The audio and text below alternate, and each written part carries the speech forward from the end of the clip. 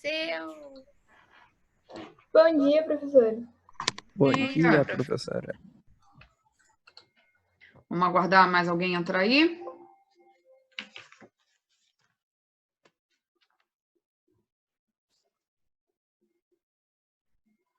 Meninos, eu queria ter mandado uma coisa, mas eu não consegui mandar ainda. Que coisa. O material de hoje. Parte do material de hoje. Eu vou pôr o fone, que eu acho que fica melhor.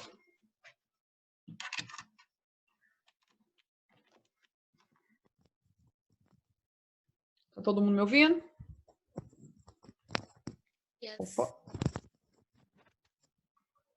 Eu acho que fica melhor com o fone.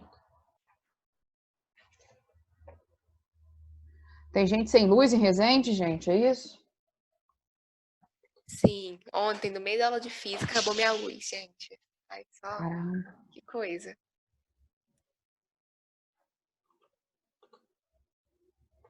Acabou a luz, ela ficou na escuridão, né? Deixa eu só abrir uma coisa aqui. Gente, meu vizinho tá quebrando alguma coisa. Nossa, tá me dando um ódio. Eu tô fazendo tudo esse barulho chato. De quebrar na parede. Ai, vontade de matar. Tá barulhento aí? Se você é meu vizinho, saiba que eu quero te matar. Brincadeira. Eu sou seu vizinho. Ai, mas eu quero te matar até você não sendo meu vizinho. Não- Que isso? Ah, tá bom, também quero te matar. Coitado do Davi. Brincadeira. Se tivéssemos em Roma, brincadeira.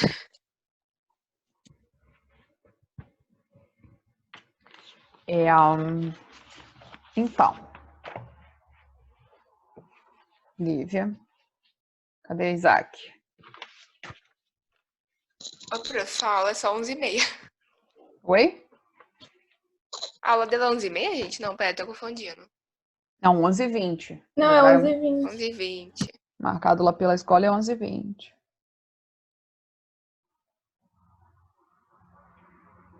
Ai. Então, semana passada, né, a gente não teve aula por causa do feriado. Por mais que a gente tenha vivido uma eterna segunda-feira, algumas pessoas viviam eterno domingo, eu vivo uma eterna segunda, todo dia é dia de trabalhar. A gente tinha começado a ver na última sexta-feira antes do feriado, sobre a questão de respiração celular. Vocês lembram? Que a gente viu lá sobre a questão da respiração celular, das 3 etapas. A gente lembra. Sim. Só que tava o áudio muito bugado, muita gente ficou confusa até. Tava, e a gente tava naquele programa do Davi, depois o programa do Davi parou de funcionar, né? Ficou meio enrolado, tive que abrir um Zoom correndo. Aí o pessoal tinha que almoçar, virou uma bagunça. Então, eu vou projetar aqui no share aqui uma... Prof. Fala, amor. E muita gente também não entendeu se a aula de tarde era obrigatória. Então, muita gente não foi achando que não era obrigatória. Ah, teve isso, Que né? você ia continuar a matéria e tal. Muita gente não foi, lembra? Teve pouquíssimas pessoas naquela. Sim. Então, eu vou colocar um desses mapas mentais aqui, porque tinha aula gravada também, não tinha aula gravada? Ah, não sei, prof, não Eu lembro. acho que tinha aula gravada. Bom Tá todo dia, mundo vendo aí Bom dia, professora. Bom dia, Lívia. Tá todo mundo vendo o Ai, eu não desenho tenho aí? um mapa mental bonito desse jeito. Olha, gente. Ai, inveja. Não tá bonito, não. Não, os meus também não ficaram assim, não, mas... Podia estar melhor, tá? Mas tá usável. Então, voltando à questão da respiração celular, então vamos começar a revisão do começo, para a gente poder entrar na fermentação, tá? Então, o que acontece? Peraí, calma aí, você vai trazer em 1 minuto. Cheguei. Calma, nós estamos com calma, ainda estou batendo papo ainda. Ah, tá, então tudo bem. A gente tem um vídeo lá no YouTube gravado, né, de respiração celular, que vai até vai toda a parte da respiração celular. Então, isso faz parte lá do capítulo 5 da apostila, tá? para quem quiser acompanhar, para quem estiver acompanhando aí junto com a apostila também, tá? Então, a respiração celular, ela faz parte da questão do metabolismo energético do corpo dos seres vivos, né? Então, a respiração celular, ela tem a função aí de produzir, né, energia química. Então, de usar energia química, né, para produção das atividades, para resolver as atividades que a gente tem no nosso corpo, né? E Professora, Fala, Lívia. a respiração celular tem alguma coisa a ver, essa produção de energia química que você falou, tem alguma coisa a ver com quimiossíntese? Tem, na verdade, ela é vamos colocar o contrário da quimiossíntese, tá? Ah, ok. Nós não vamos chegar lá porque a quimiossíntese é o assunto provavelmente da aula da semana que vem, porque hoje a gente tem que dar uma revisada boa aqui, que essa parte é importante, tá? Então, o que acontece? A respiração celular, a função, né, dela, o que ela vai fazer? Ela vai fazer a oxidação completa da molécula de glicose, né, que os seres vivos ingerem aí como alimento, né? Então, ela vai pegar esse alimento, esse nutriente que a gente ingere em forma de glicose e vai fazer a oxidação completa dessa glicose, tá? Aí alguém vai falar para mim, professora, mas a gente também come proteína e lipídio. Então, tudo isso vai ser convertido em glicose na respiração celular. A respiração celular vai usar essa glicose que vem de diferentes fontes, tá? Mas aí vocês vão falar para mim, professora, glicose é carboidrato. Sim, né? Mas o corpo vai pegar lá proteína e lipídio, né? E vai fazer a formação da glicose. Tem alguém com o microfone ligado aí que eu tô ouvindo um barulho. Era eu, desculpa, eu não tinha visto. Não, tranquilo. E a glicose, né? A gente precisa lembrar aí que ela é formada por 6 carbonos, né? Essa é uma informação básica que a gente precisa saber, que a glicose é formada por 6 carbonos, tá? E o processo de respiração celular, ele vai acontecer com um processo que a gente chama de processo aeróbio, ou seja, ele vai acontecer na presença de oxigênio, tá? Então, a respiração celular só vai acontecer em presença de oxigênio, tá? Diferente da fermentação, que é um processo anaeróbio, ou seja, um processo sem oxigênio, tá? E o final da respiração celular, o corpo vai produzir, a cada glicose que ele ingere, a cada uma molécula de glicose que ele ingere, ele vai produzir 38 ATPs, que é lá a adenosina trifosfato, que é a unidade que a célula usa para gerar energia, tá? Então, a gente pode pensar, assim, fazer uma analogia aí, uma comparação, que a glicose seria o petróleo puro, tá? E a ATP seria a gasolina que a gente põe no carro, que é um petróleo refinado, que faz o carro rodar. Se a gente pôr petróleo puro lá, aquele líquido, né, denso, escuro, que a gente vê lá nos filmes de coisa de petróleo que jorra, né, aquilo ali não vai rodar o carro. Eu preciso fazer um processo químico para que gere lá gasolina ou qualquer outro tipo de combustível que é a base de petróleo para gerar o meu motor, tá? Então, é isso que o corpo faz na respiração celular. Ele quebra essa glicose para produzir ATP para o corpo poder usar nas suas atividades metabólicas, tá? Tudo bem até aí, gente? Sim? Acho que sim. Sim. Eu fiquei meio confusa agora nessa última parte. Quem tá falando? Pode me explicar de novo? Quem que tá falando comigo? Yasmin? Não, Ana Ana. Clara. Ana Clara, sim.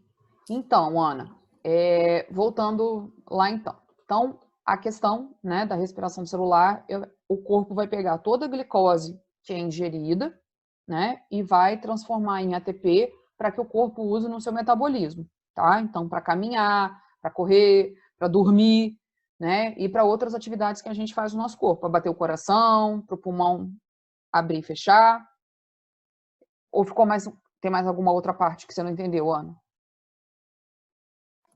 Não, eu acho que depois para mim é só ler que aí eu vou ter direito de fazer o mapa mental. Porque o que eu não estava entendendo era essa parte aqui, ó, do saldo total de ATP. Eu não entendi onde que ele se encaixa. Tá, vamos chegar lá. Vamos chegar lá, Ana.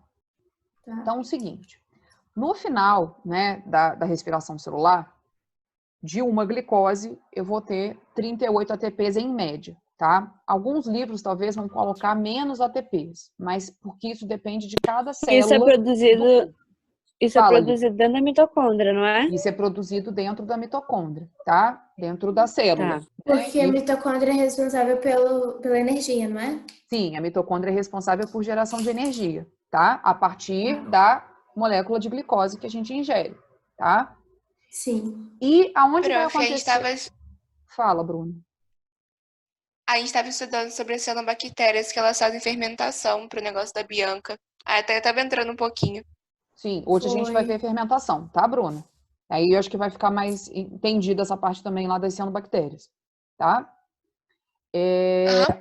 Aonde vai acontecer a respiração celular? Então, ela vai acontecer dentro da célula, parte vai acontecer no citoplasma e parte vai acontecer dentro da mitocôndria, tá?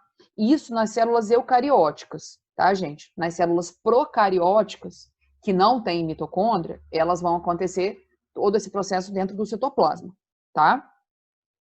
E quais são as 3 etapas da respiração celular? Então, a respiração celular, ela não é simplesmente uma etapa. Ela tem 3 etapas, tá? Que vai haver a formação de ATP e vai haver a formação do ácido pirúvico, ou também chamado de piruvato, que vai formar mais ATPs, né? Que o piruvato, ele origina da quebra da glicose, tá? E os NADHs e os FADHs, que são carreadores de elétrons, tá? Então, em cada etapa da respiração celular, eu vou ter produção de ATP e na glicólise e no ciclo de Krebs, a produção de NADH e de FADH, que são carreadores de elétrons, tá? Então, essa parte é importante a gente saber que existe aí carreadores de elétrons, porque o corpo a célula tem que gerar energia para produzir ATP, tá? E essas 3 etapas, né? Quem são essas? Fala, Isaac. Essa questão do NADH seria, a gente pode associar com aquela analogia do camburão que a Bruna comentou? Não, são os camburões. Sim, o NADH e o FADH são os camburões que vão recolhendo lá os elétrons que estão soltos na rua e não podem ficar soltos. Eles têm que voltar para dentro da mitocôndria, lá para dentro do processo, para poder gerar ATP. Tá beleza? Beleza. Então vamos lá. São os camburões. Eu gostei dessa história dos camburões. Então, as 3 etapas, né? A primeira etapa é a glicólise, tá? Essa etapa, ela vai ocorrer no citoplasma, nas células eucarióticas, tá? E qual que é o saldo final da glicólise? O saldo final da glicólise é 2 ATPs, né? 2 NADHs e 2 piruvatos, tá? Eu fiz esse mapa mental bonitinho, né, que eu mandei para vocês aí, que conta toda a história da glicólise, tá? Que eu amo muito, escrevo todos, adoro. Então tá bom. Na glicólise, né, o que vai acontecer na glicólise basicamente? Vai ter a quebra da glicose, que a gente lembra lá de cima que ela tem 6 carbonos, né, em 2 moléculas de ácido pirúvico que tem 3 carbonos cada, tá? Então, todo esse processo da glicólise, né, tudo que acontece lá no ciclo da glicólise é para que de uma glicose eu tenha a formação de 2 ATPs e 2 ácidos pirúvicos e 2 NADHs. E esse resultado final da glicólise aí, ele vai ser importante para as outras etapas que eu tenho da respiração celular, que é o ciclo do ácido cítrico ou o ciclo de Krebs, e a cadeia respiratória, tá? Fala. Cada ácido pirúvico tem 3 carbonos. Moléculas, é isso? Isso, 3 carbonos. Sim, 3 carbonos, tá? E dentro da glicólise, eu vou produzir 4, no final de tudo, eu produzo 4 ATPs. Mas por que aí está dizendo saldo 2 ATPs? Porque para produzir 4 ATPs, a célula gasta 2. Então, no final das contas, né, a célula só produziu 2, tá? Por isso que o saldo final é esse. Quer dizer, vocês podem olhar no livro ou assistir alguma outra coisa e falar assim, pô, mas o fulano lá, o livro escreveu que eram 4. Mas, na verdade, são 2, porque eu já gastei 2, tá? Então, não são 4 ATPs que são produzidos no final. Na verdade, são 2, porque para produzir as 4 eu já tinha gastado 2. Então, para compensar, são 2 no final. Professora, Tá? Fala, Bruna. na verdade, são produzidos 4, mas são 2 de saldo, certo? São 2 de saldo, porque eu gastei 2 para produzir, né? Então, 2 menos 4, 2. Sim? Sim. A próxima etapa, que vai lá caminhando os 2 ATPs, os 2 NADH e os 2 piruvatos. Então, aí a gente já tem, no final da glicólise, a produção do camburão, né? Para ele capturar os elétrons que vão ser gerados, né, no ciclo de Krebs e na cadeia respiratória, tá? No ciclo de Krebs, ou também conhecido como ciclo do ácido cítrico, né? Esse nome ciclo de Krebs é porque o cientista que descobriu esse ciclo, que descreveu esse ciclo tinha o sobrenome de Krebs, tá? E no ano que ele descobriu isso aí, que ele publicou esse trabalho, ele ganhou o prêmio Nobel, tá? Então, assim, foi um feito, né, para a ciência ter descoberto, né? Descobrido tá horroroso, né? A professora está esquecendo a conjugação dos verbos hoje. Ter descoberto, né, como é que se produzia, né, ATP aí no corpo, né, dentro da mitocôndria. Então, esse moço era uma pessoa muito, muito inteligente, né? Ele ganhou um prêmio Nobel. No ciclo do ácido cítrico, ele vai ocorrer dentro da matriz da mitocôndria, tá? Então, ele vai ocorrer na matriz mitocondrial, tá? Que é lá o líquido, né? Entre aspas, citoplasma da mitocôndria, tá? E nessa etapa da respiração celular, a gente vai ter a oxidação total da glicose. Então, aqueles 2 ácidos pirúvicos lá que foram produzidos na glicose, eles vão ser completamente modificados aqui. Eles vão ser completamente oxidados, sintetizados, tá? E por que aqui, professora, chama ciclo, né? Porque as substâncias que são produzidas, né, elas vão estar sempre rodando para produzir mais, tá? Então, não é uma coisa linear, vamos colocar assim, como a glicose, tá? É uma coisa circular. Tipo na espermatogênese, que dura, tipo, a vida inteira? Sim, sim. Esses processos, gente, estão o tempo todo ocorrendo na célula, né? Só que o ciclo de Krebs não entra uma glicose e sai 2 ácidos pirúvicos, né? Aqui ele vai formar lá as ATPs, as NADHs e as FADHs, e vai ter uma outra substância que também vai ser formada, que é o ácido oxalacético, que vai voltar para o ciclo de novo, tá? Por isso a história daquela rodinha, por isso ser um ciclo, ser uma roda, né? E não ser uma coisa linear, tá? Qual é o final, né? O saldo final do ciclo de Krebs ou do ácido cítrico? A produção de 2 ATPs, 8 NADHs e 2 FADHs, tá? Então, aí no ciclo de Krebs aparece um outro tipo de camburão, mas também, né, que também tem a função de carregar elétrons, tá? Então, além do NADH, eu tenho agora o FADH, tá? Esse ciclo de Krebs lá no ensino superior, ele é cheio de detalhes, né? E são várias etapas, né? Na verdade, são 11 etapas no total, tá? Que o Krebs descreveu que faz parte desse ciclo, tá? Aqui no ensino médio, a gente faz um resumo disso, tá? Mas se alguém aí da turma for fazer engenharia química, for fazer biologia, for fazer farmácia, algum curso que trabalhe com essas questões, né, celulares e de produção de produtos químicos e outras coisas, vão estudar isso com muito mais detalhe do que aqui, tá? A gente não precisa decorar esses nomes, tipo ácido oxalacético, a gente não precisa ter essa coisa decorada, porque a gente não é químico, a gente não é, né, a gente não está na faculdade de biologia, na faculdade de química, na faculdade de farmácia, tá?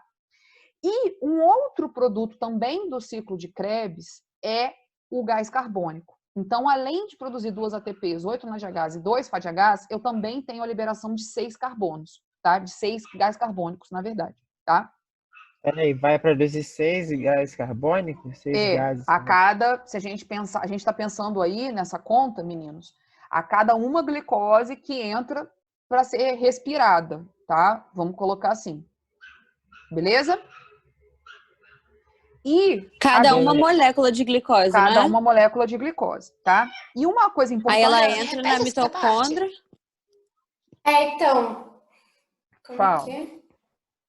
Não, era da pergunta livre mesmo.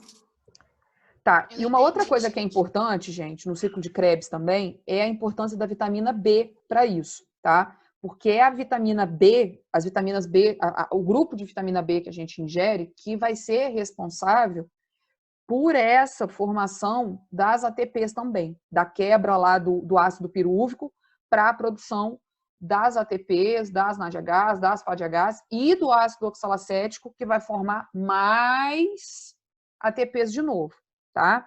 Então, a vitamina B, né? Por que é importante a história lá que a gente está discutindo desde que a gente viu compostos inorgânicos e orgânicos, de alimentação balanceada, com todas as coisas, né? Justamente porque a falta de vitamina B, né?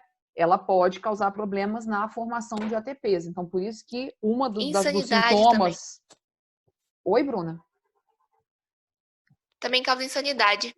Sim, porque o corpo não está respirando, né? Então, o corpo não está produzindo energia para fazer as coisas. Então, as pessoas ficam cansadas e, se isso for muito, né, severo, a falta da vitamina, a pessoa pode chegar até num sintoma de insanidade, né? A pessoa já não tem mais energia, o corpo já não funciona mais, tá? Professora, Fala, Bruna. a cada uma glicose que entra no ciclo de Krebs é liberado 6 negócio de carbono? Carbono não. Carbono Porque mesmo. na verdade vai estar entrando aí, né? Eu comi lá uma glicose, eu peguei uma glicose, eu já oxidei ela lá na glicólise, né? E veio para o ciclo de Krebs 2 ácidos pirúvicos, tá? Mas de qualquer maneira ainda tem 6 carbonos rodando aí, tá? Por isso que há a liberação de 6 gás carbônicos, porque aqueles carbonos eles vão se ligar com o oxigênio durante o processo do ciclo de Krebs e vai formar o gás carbônico, tá? Então, por isso, gente, que quando a gente respira, né, o ar sai quente, não sai frio, né? Porque eu estou liberando energia junto com esse gás carbônico da respiração celular, tá? Nossa, é mesmo, eu nunca tinha parado para prestar atenção nisso. E a última etapa, né, da respiração celular é o que a gente denomina de cadeia respiratória, ou tem um nome bonito também, um pouco difícil de falar, que é a tal da fosforilação oxidativa, tá? Que a gente vai ver também quando a gente estudar a fotossíntese e quimiossíntese, tá? E aonde vai ocorrer essa cadeia respiratória, né? Ela vai ocorrer na crista mitocondrial. Então, diferente, né, do ciclo de Krebs, que é na matriz, essa cadeia respiratória já ocorre na crista mitocondrial, tá? E o saldo final dela é a produção de 34 ATPs. Então, a cadeia respiratória é a etapa que o corpo mais produz ATP. O corpo não, né? A célula. Mais produz ATP, tá? E uma coisa que é muito importante aí na cadeia respiratória é a questão das proteínas carreadoras, tá? Que a gente viu lá quando a gente estudou transporte ativo, né? Aqui é um transporte ativo, tá? Porque eu tenho a presença das proteínas carreadoras, tá? De substâncias. E, né? O objetivo da cadeia respiratória é bombear a maior quantidade de hidrogênio que ele conseguir do meio interno para o meio externo e do meio externo para o meio interno para a produção de ATP, tá? Então, ele vai pegar o hidrogênio que está no meio externo e pôr para o meio interno da crista mitocondrial, tá? Então, quanto mais a membrana da crista mitocondrial conseguir bombear hidrogênio para dentro, mais ATP o corpo vai produzir, tá? E essa fase da cadeia respiratória, ela precisa muito do oxigênio para manter o pH ideal ali do processo, tá? Porque se eu tiver uma baixa de oxigênio, esse processo começa a ficar muito ácido e a gente lembra que a acidez diminui a ação das enzimas. Então, as enzimas e proteínas, né? Então, as enzimas e as proteínas envolvidas nesse processo, se o pH ficar muito alto, a cadeia respiratória, ela para de funcionar. Ela não funciona bem do jeito que ela deveria funcionar. Que entra aí aquela história do texto que eu pedi para vocês escreverem da intoxicação por gases tóxicos, né? O que aqueles gases tóxicos fazem? Eles se passam, né? Eles se fingem de oxigênio. E por isso que as pessoas morrem por intoxicação, né, respiratória, inalada, e, por exemplo, como acontecia lá com o cianeto que os nazistas usavam no campo de concentração, as pessoas não sentiam dor, né? As pessoas não sentiam que elas estavam morrendo, porque o oxigênio estava entrando ali, mas não era oxigênio, na verdade era gás cianeto, tá? Então, o oxigênio é importante nessa parte de segurar o pH e não desnaturar as proteínas e as enzimas que são responsáveis por esse processo, tá? Então, o oxigênio aí tem a função de capturar os hidrogênios e os elétrons, formar água, né? Então, por isso que a nossa respiração é molhada, né? Essa história da gente usar a máscara agora por causa da pandemia. A gente fica muito tempo de máscara, depois a máscara começa a ficar molhada. Por que está molhada? Porque a respiração celular, ela vai liberar água também, tá? Por isso que a gente molha as coisas, né? O óculos fica embaçado, porque está saindo água ali, também na respiração, além de gás carbônico, tá? E ela evita a acidez mitocondrial.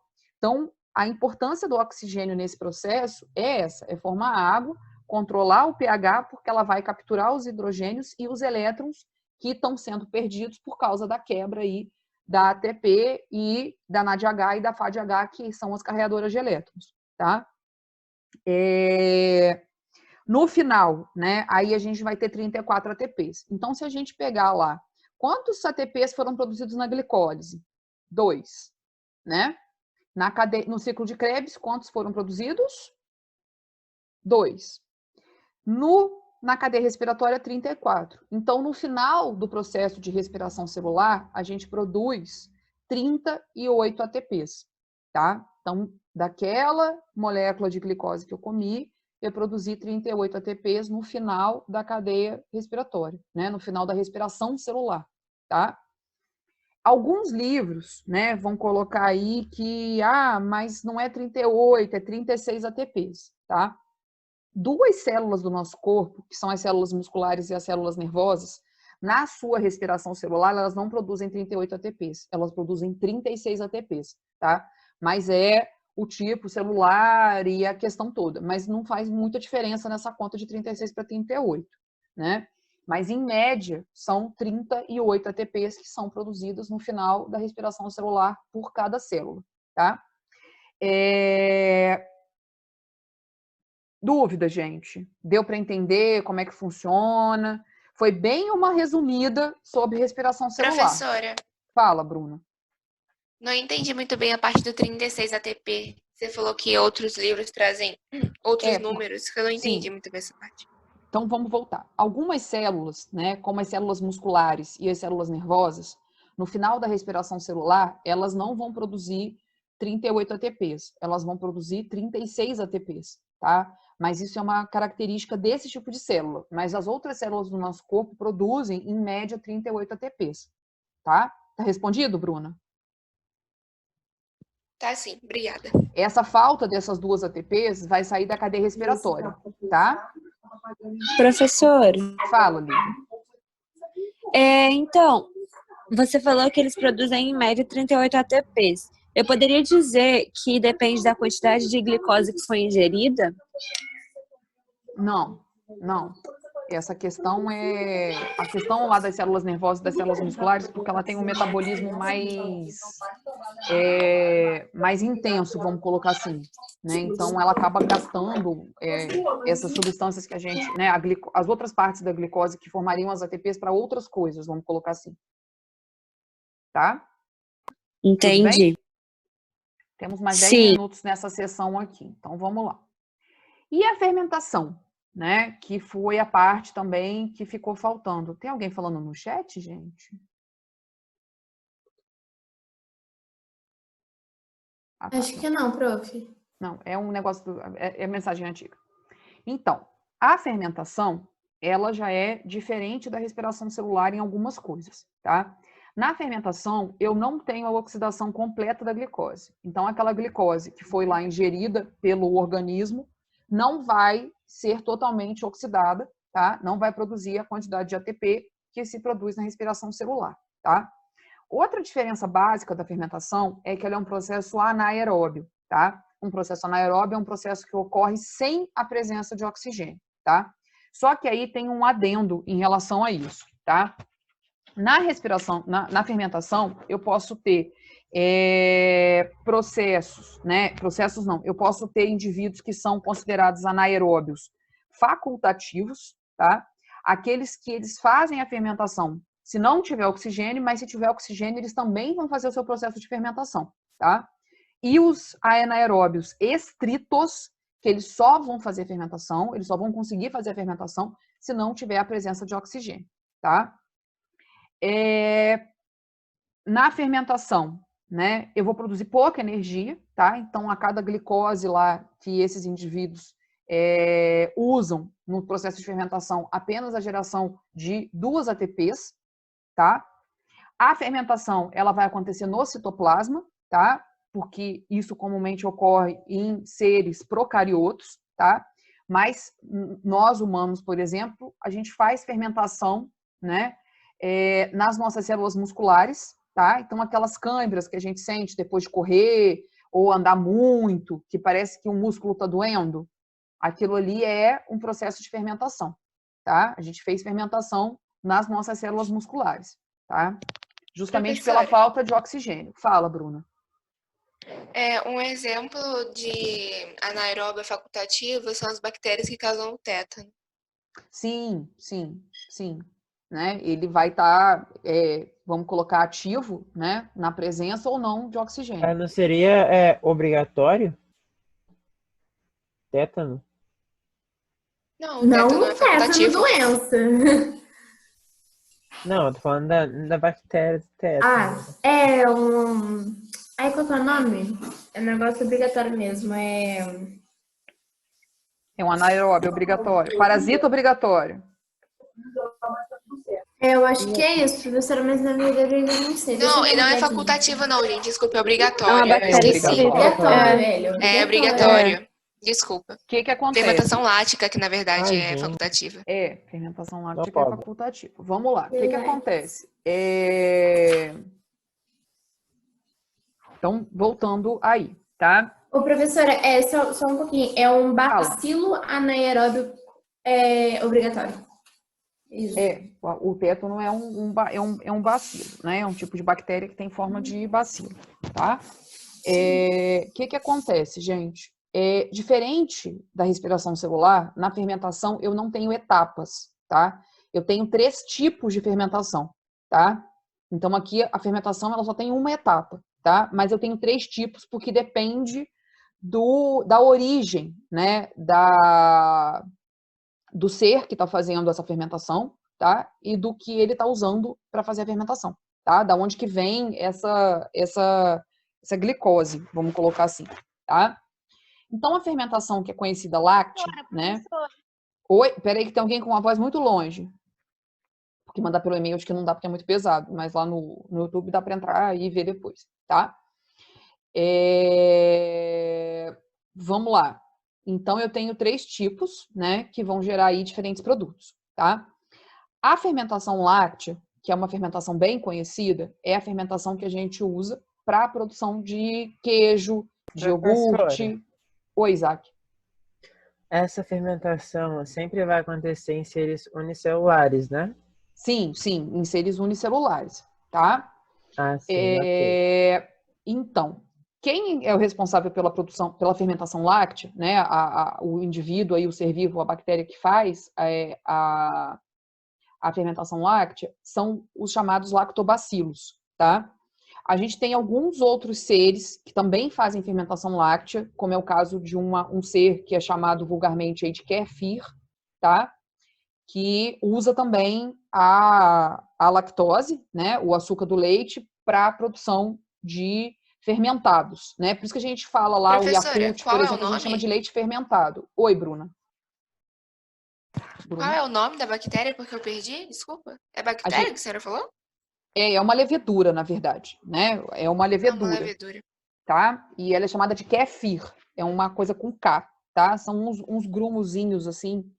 E tem uma levedura dessa que vai comer açúcar, né? Água com açúcar, e outra vai fermentar leite, tá? E vai produzir bebidas fermentadas, tá?